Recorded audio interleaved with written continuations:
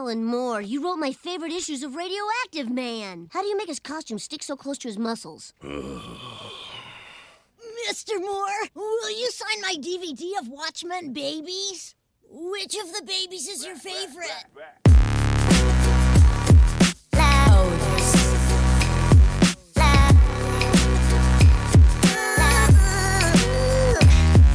Every now and then, a certain cartoon can bring up a new theme or gimmick to them that makes them stand out, and when that formula sticks, you get a bunch of copycats in the near future. The commercialization of tie-in toys from the 80s, the gross-out humor and aesthetic in the 90s, the cel-shaded animation that was popping off in the 2000s. And even then, you had different genres from action-packed superheroes to whimsical little snuggle machines to whatever this is. And you know when a cartoon has hit big and is making a cultural revolution, there is a slew of lukewarm and downgraded wannabes wanting to take a slice of that pie. That sweet, succulent pie.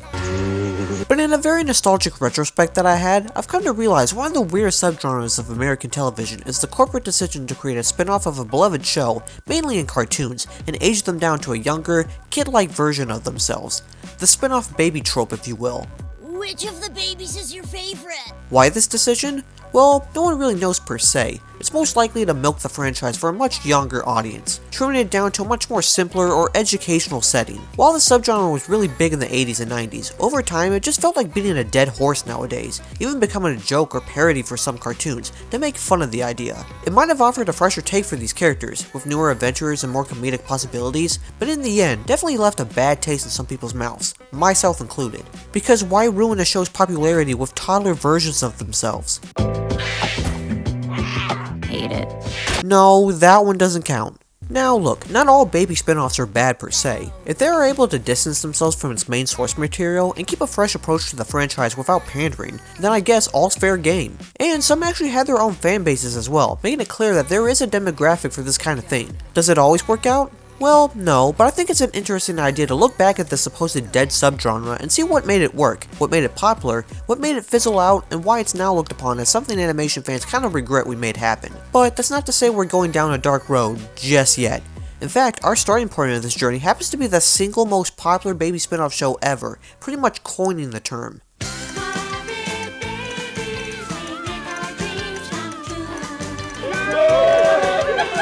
Holy fish paste, did this come out of nowhere? If there was any culprit to make this trope popular, never would I thought Kermit the Frog of all people would be the one to do it. That's a bald-faced lie, Piggy! I will not stand around while you do dumb things like that, Piggy! Now this concept didn't just come right out of the blue. Jim Henson thought of this idea back in the early 80s with rough drafts from his staff, and he liked it so much he wanted to make merchandise out of it. Oh, did I mention this was the 80s? Now, while the merch was definitely a hit for consumers, the real spectacle of the babies was actually in a dream sequence from the 1984 film Muppets Take Manhattan. And what a spectacle it was.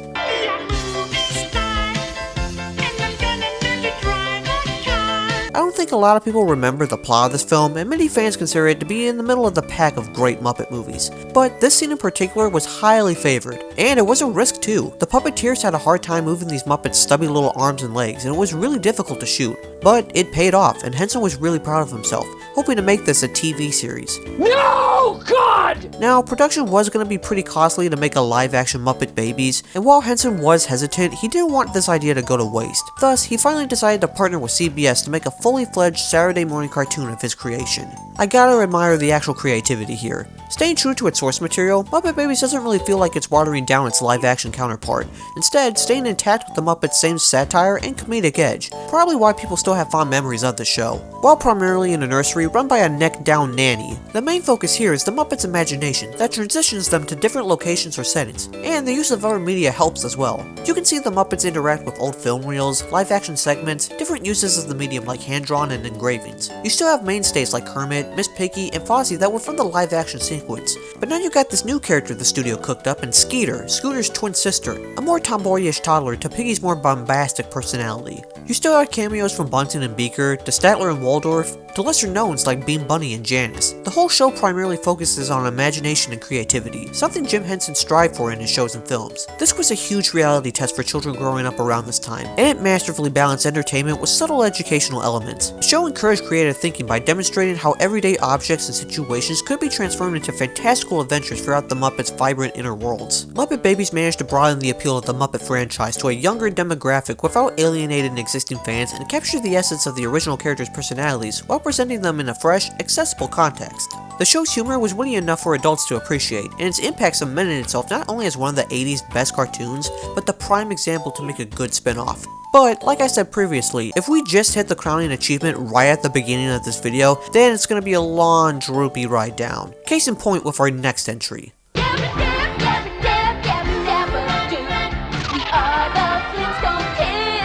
Okay, the Muppets were still in their prime when Muppet Babies arrived. The Flintstones were kind of a legacy cartoon around this time, and Hanna-Barbera were really trying to experiment and make them more hip. I mean, did you see what they did with Pebbles and Bam Bam? Now, were the Flintstone kids trying to capitalize on the success of Muppet Babies? Well, yeah, I mean, look at this. But unlike Muppet Babies, who had a unique charm, the Flintstone kids didn't have that pizzazz to keep it afloat. Who wanted to see Barney Rubble as a school child? Probably not me. A true testament of a cash grab, the gags felt less inventive and the dynamics of the characters were replaced with more simplistic childhood squabbles. They tried to include new characters too, like token black character Philo, this rich girl Dream Chip who is supposed to be in a love triangle with Fred and Wilma, and this bully Rocky who's mainly just seen as a nuisance throughout the whole show. The writers also borrow elements from Muppet Babies and put the characters in spoofs or parodies of other popular forms of media, but just doesn't hit. You get segments of a younger Dino doing silly shenanigans. I think the highlight of the show is actually focusing less on the Flintstone kids and more on their own show that they watch, Captain Caveman and Son, where Captain Caveman now fights crime with his son KV Jr. Look at this little guy. I think the only notable thing about the show was its special, Say No to Drugs, where the gang gets tickets to see, get this, Michael Jack Stone.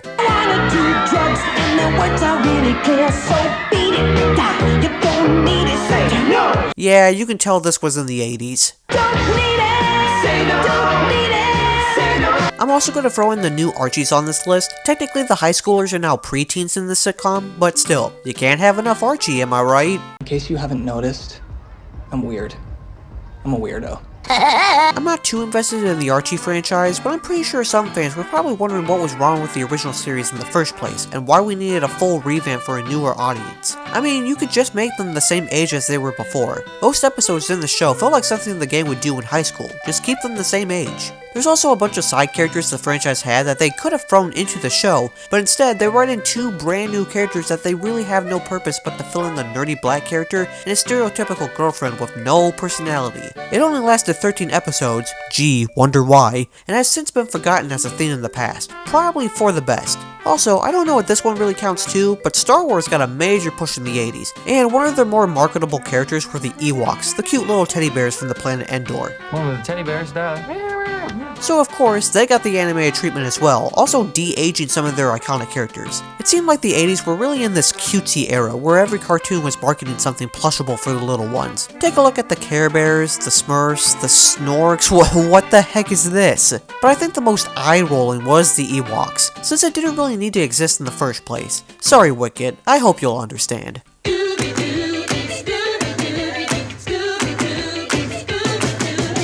Alright, now we're getting into the good stuff. This one is probably the most nostalgia-baited in my eyes, since I grew up watching the reruns on Cartoon Network. Obviously Hanna-Barbera's biggest cash cow, it makes sense why Scooby-Doo would get the baby treatment and work a lot better than the Flintstone kids. Probably because the actual Scooby Gang were young adults and would fit perfectly for a younger origin story. And this was also a return to form too, since the franchise has been running on Spinoffs since the 70s, with Fred and Velma being completely absent for about a decade, not to mention a certain mutt taking over around this time too. Usually seen as a self-parody, considering you get the bad guy of the week finally calling the middling kids actual kids, and the monsters are much more goofy and humorous. Like you get monsters who look like hamburgers and a ball of hair.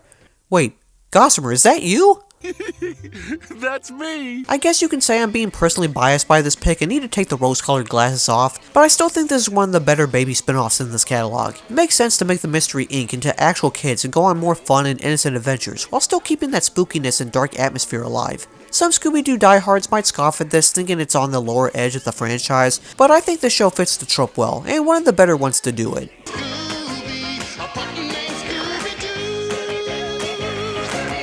We're now heading into the 90s, where things get a lot more edgy and gruesome. Shows like Beavis and Butthead and Ren and Stimpy were becoming cultural shockwaves and would stand the test of time of what animation can become looking forward. But the baby formula was still going on its own direction. In fact, this genre was still bringing in classic cartoons from the past and reimagining them as little toddlers. You'd think this would be a tiresome trope at this point, but it was still effective in the early 90s. Case in point, Tom and Jerry kids. And if that nasty cat gives you any trouble, wham! I'll pound that pussy into kitty litter. Damn! Quick question, isn't Tom and Jerry already a perfect incarnation for all audiences to enjoy? Why baby them down? Oh yeah, that's right, profit! Hello, I like money. This is the third Hanna-Barbera cartoon that tried this formula, and although it's a lot better in quality than the Flintstone kids, it's still not saying much. Tom and Jerry are less violent in their actions now, which I guess makes sense. You want to cater to a more modern audience with sensitive tastes, but it's kind of funny where animation would end up down the road. Keep in mind, this was 1990, we haven't hit Batman or South Park yet. Still, this could have been better if you just kept Tom and Jerry as their normal selves, just with more clever and nuanced ways of going at each other. They're not the only stars of the show though. Spike and Tyke are back, with Tyke now being able to talk, so he's a little grown up now. Okay, so what's the purpose of Tom and Jerry being kids then? Droopy also comes back with a mini-me version of him, doing various jobs and thwarting the bad wolf from popular Droopy cartoons. There's other characters as well, but I think you can tell this was the franchise wanting to hold on to the spotlight a little more, and although it ran for 4 seasons, it wasn't enough to keep people interested. But you want to know another Hanna-Barbera cartoon that got the baby spin-off and got people interested, but for all the wrong reasons? Yo, yo, yo, yo, yogi, yo, yo, yo, yo, yogi, yo, yo, yo, yo, yogi. What even is this? A cartoon that screams 1991. Yogi Bear is probably the last character I think of, making himself young and hip. Yet, here we are. Gee, why the absolute hell would Hanna-Barbera try to do this shtick for the 4th time and still fall flat? Yo Yogi is such a parody of the subgenre when it tries not to be. All the characters have stylish, trendy clothes, but still act their usual selves, but with a little more slang in their dialogue. Also, I guess the company wasn't too happy with the mixed reception of the Scooby-Doo spin-off, because they decided to make Yogi and Friends a bunch of mystery solvers. Why? Yogi is known for stealing picnic baskets. Wouldn't it be a better idea to make him a jokester instead of a crime fighter? Isn't that Ranger Smith's position? Oh, I'm sorry, he's Mall Ranger Smith now. Jellystone is now a mall. They also throw in other Hanna-Barbera rejects like Dick Dastardly, Huckleberry Hound, Snagglepuss, and Magilla Gorilla. Oh wait, I'm sorry, this is the 90s. Magilla Ice. Are you serious right now, bro? This show was such a flop it pretty much killed NBC's Saturday morning lineup in favor of news programming. News programming! Look what you did, Yogi! Yo, yogi, yo, yo, yogi. Let's go. Gah, okay, that's enough Hanna-Barbera. Let's get to a different culprit who tried to make their classic characters more childlike. Disney. Now, Disney is no stranger to bringing in some of their most iconic characters in animation and making some TV spin-offs, and that was all over the 90s. Big names like Timon and Pumbaa, Winnie the Pooh, 100 Dalmatians, heck, I guess you could count the Hercules show as a child spin-off, considering that he was still in his teen years while this aired. But no, there was another instance of the baby subgenre Disney tried to market on, and one where they already did a spin-off for this movie in the first place. Tailspin is one of Disney's earlier cartoons, and features the characters from the Jungle Book. You got Baloo as a cargo pilot, King Louie is now a nightclub pimp, and Shere Khan is a wealthy businessman who owns his own company, Khan Industries. It was a nice little change-up for that film, and give the characters a fresher concept to play off of. But I guess Disney was craving more, and decided to give Jungle Book the kiddie treatment and created Jungle Cubs in 1996.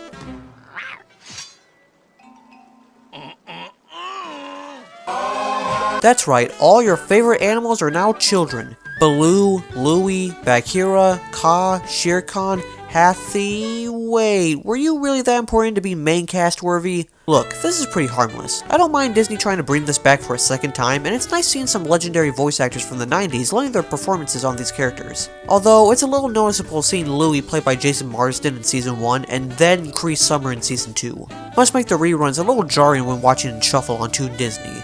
Boys, Baloo doesn't seem too concerned about getting with the program, you know what I mean? Well, he's not in the jungle anymore. Also noted that characters like Shere Khan and Kaa are actually nice and friendly in the show. Makes you wonder what happened in the events leading up to the actual Jungle Book movie. Rounding out the 1990s, I want to give a shout out to Sabrina the Teenage Witch. But you know, in animated form. I remember faint memories of the show back in a family friend's daycare where the show would randomly play on the TV. I had no idea Sabrina was part of the Archie comics, which makes me a little disgusted by the fact that I'm now reminded by that awful Archie show we just talked about moments ago. That being said, you're probably wondering why this is even included in the first place. I mean, she's got the word teenage right in the name. Well, my friend, we're actually looking at the animated spin-off of the live-action sitcom from 1996, where this is supposedly a prequel, putting her in middle school. Wait, doesn't the show state she learned she was a witch since 16? Okay, throw that out the window, I guess. I actually don't mind the show on full rewatch. This was right at the tail end of 1999, so the animation style pops off from other cartoons at the time. The episodes are pretty straightforward with how Sabrina uses her magic and her inexperience of using it wisely, and gets into tons of shenanigans in school, whether that be baking a magical cake that changes personalities, or rigging a school election with a magical trinket. Wow, Sabrina, didn't think you'd stoop so low. The show was able to go hog wild with its animation and creativity, something the live-action original just couldn't replicate. Yeah, I'd say this is one of the more enjoyable spin-offs we've seen so far. Just think, ABC would have scrapped this project for an animated Urkel show. Ugh.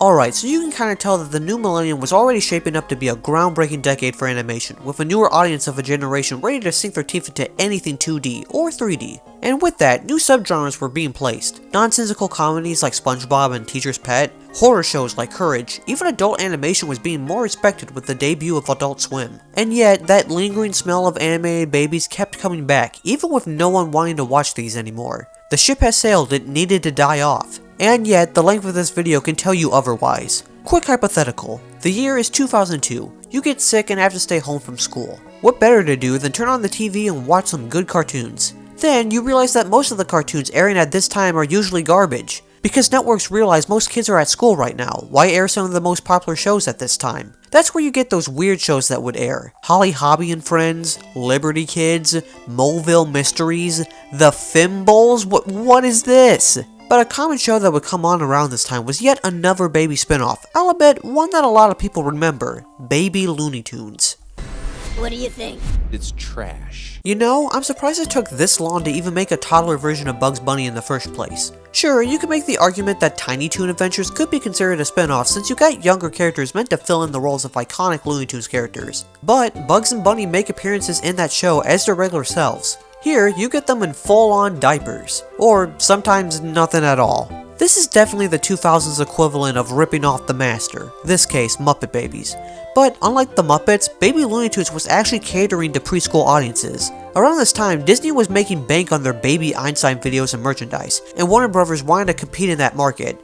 Yeah, okay, Warner Brothers. This is pretty much a copy and paste formula that the Muppet Babies did a lot better. You have baby versions of Looney Tunes characters in a nursery run by Granny, where they use their imagination when playing. One thing they try to do differently is throwing in real world problems and morals for children to understand. Yeah, I don't think toddlers are all into morals when watching cartoons, WB. You want morals? Turn on VeggieTales. All my homies love VeggieTales. A bunch of these episodes are very cookie cutter and kind of predictable. Daffy overcomes swimming. Tweety learns to be brave. Sylvester can't stop stuffing his face with cookies. The babies get paranoid about a toilet. Marvin the Martian shows up in one episode and the babies make fun of him because he's weird. What the actual With all that, the show still lacks any energy to keep children engaged with these characters' actions and consequences. I guess putting Bugs in Huggies made him less enjoyable. At least Kermit still had his wits and charms when he de-aged. All hail our Lord and Savior, Baby Kermit. Oh well, I'm sure Warner Brothers gave Looney Tunes a fresher coat of paint in their next spin-off. Oh.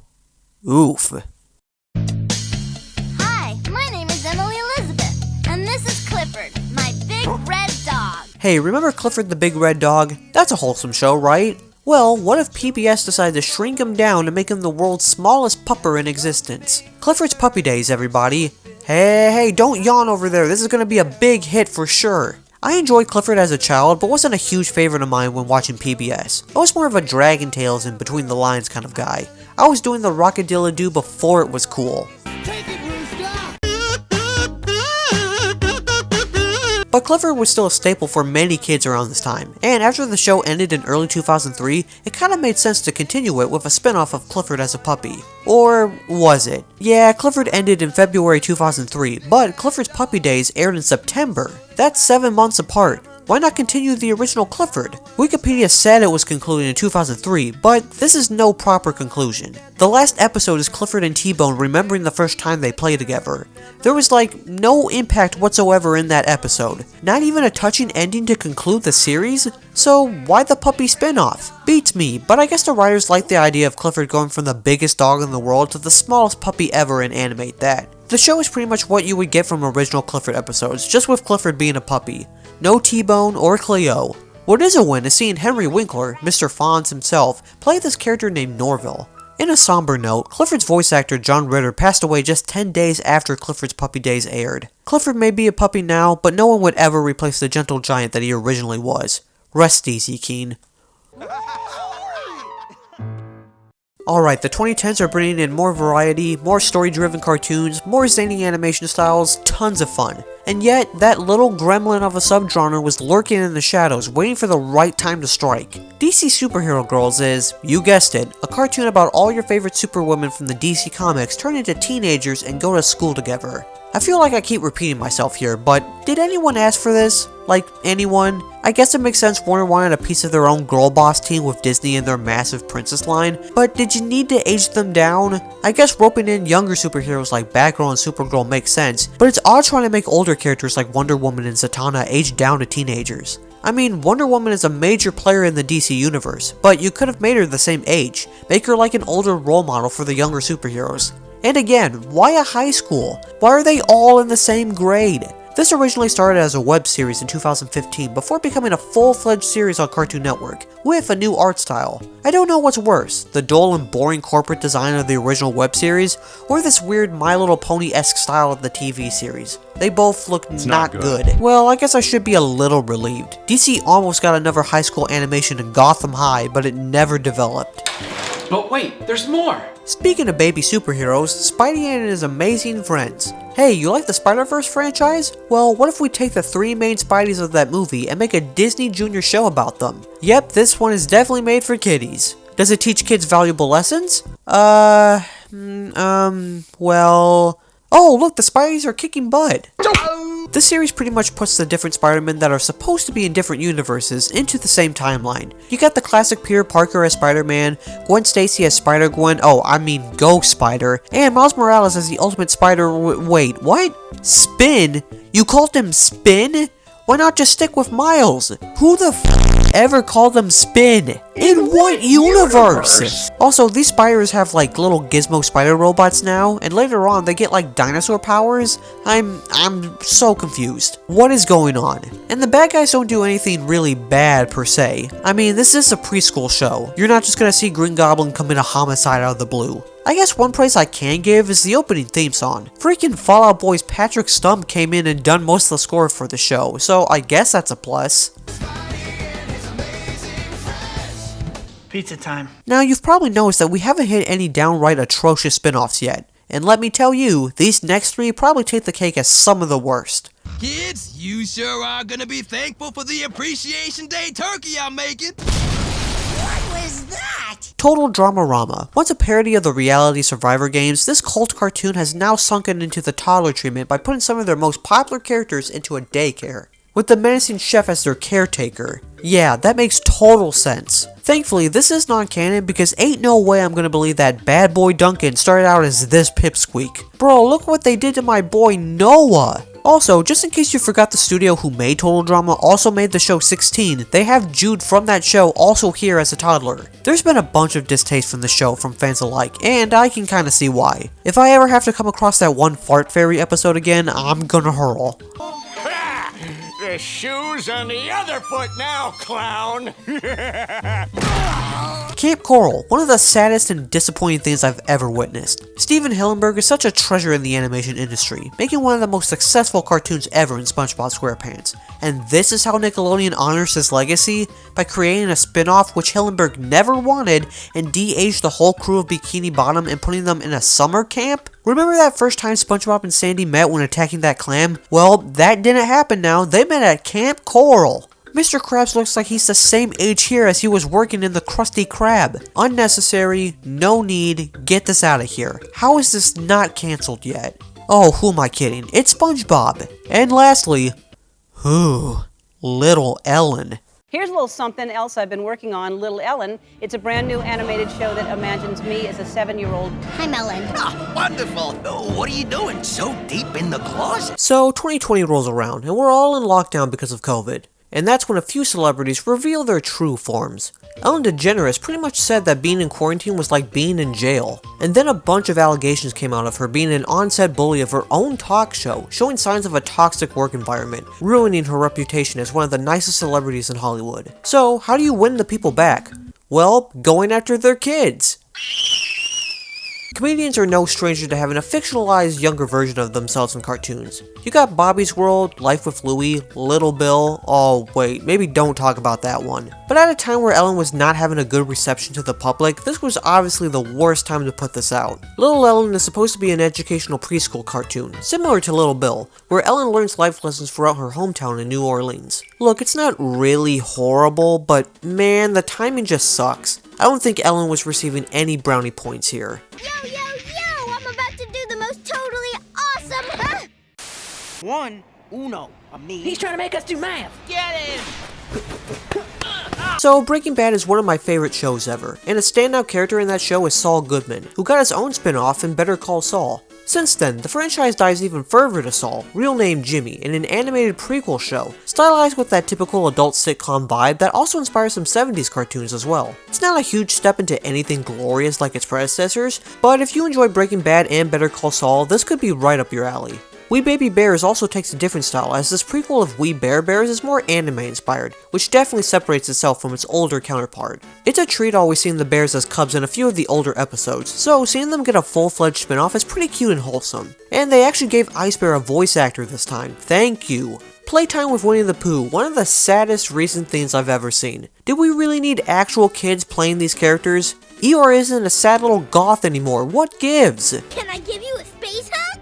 No, thank you, Tigger. Whoa there, buddy. You are one letter away from saying a racial slur. Again, this is pretty harmless, but keeping the residents of the 100 Acre Woods their original selves would have been a lot better. And finally, to wrap this whole thing up, here's a twist. Adult Swim's My Adventures with Superman. Yeah, this technically counts. Clark Kent is a young adult just starting out his internship on the Daily Planet, while figuring out his super abilities. Lois is eager to track down the big scoop of Metropolis, and Jimmy is black.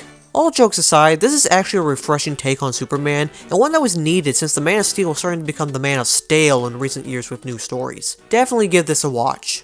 Well, what a weird collage of cartoons for a weird subgenre. The core gimmick of these spin-offs lay in the inherent humor and charm of already established characters and reduced to their infantile selves. Shows like A Pup Named Scooby-Doo and Muppet Babies exemplified the success of this gimmick, proving that audiences were eager to see their favorite figures navigate the world through innocent, unjaded eyes. For children, it was an introduction to characters their parents or older siblings enjoyed, tailored to their developmental stage. For nostalgic adults, it offered a whimsical trip down memory lane with a new twist. However, as with many successful formulas in entertainment, the market for animated baby spin-offs quickly became saturated. The initial novelty began to wear off as more and more franchises attempted to replicate the success, often with diminishing returns. This led to repetitive formulas, lack of innovation, a diluted brand identity, and, in all purposes, a huge cash grab. By the mid-2000s, the flood of animated baby spin-offs had significantly dwindled. While a few notable examples still emerge occasionally, the widespread enthusiasm and commercial viability seen in previous decades has largely faded. The trope ultimately became a victim of its own success, proving that even the most charming gimmicks can lose their luster when overused. The legacy of animated baby spin-offs serves as a cautionary tale in the entertainment industry. While there's value in revisiting beloved characters, true longevity requires genuine innovation and a careful understanding of audience appetite, rather than simply repackaging a familiar concept in a smaller, cuter form. I mean, Disney Jr. tried to reboot the Muppet Babies in 2018, hoping for that resurgence again, but ultimately felt underwhelmed by the public. Still though, it was a nice look back on how the subgenre started, and how it fizzled into obscurity later down the road. But let me hear your thoughts on the subject. What was your favorite baby spin-off? What was your least favorite? I would love to know in the comments below.